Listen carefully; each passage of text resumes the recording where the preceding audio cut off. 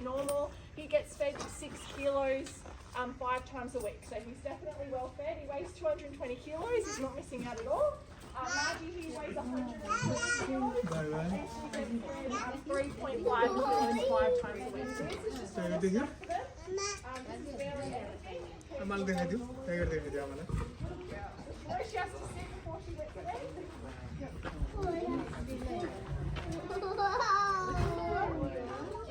Margie is actually hand raised. Her mum unfortunately passed away giving birth to her. It was the first time she was pregnant. And 2 of Margie's siblings also passed away. She was the only survivor. So one of the keepers at Mogo took her home with him and hand raised her, fed her every 3 hours, morning, day and night. So she is friendly, not friendly enough for me to go in there. It would be a great show for you guys, not so much for me.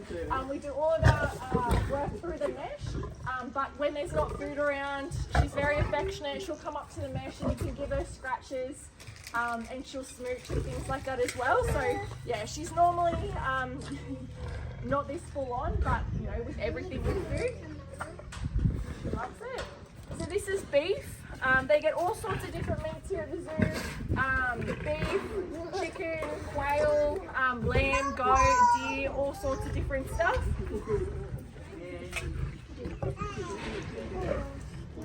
They're like kids, and if they were to get fed the same thing every day, they would get over it very, very quickly. In the wild, they're carnivores, so they're eating things like warthog, antelope, impala, wildebeest, basically anything that they can find. And they can gorge themselves on up to 40 kilograms in one sitting. So they'll eat a whole heap and then go into a bit of a food coma for the next few days. So they only normally eat 1 to 2 times a week. Here at the zoo, we feed them 5 times a week. They get 2 fasting days. So on Wednesday and Sunday they don't get fed at all, and that's really important for them because it gives their digestive system a really good chance to flush itself out, and it mimics their natural diet as possible.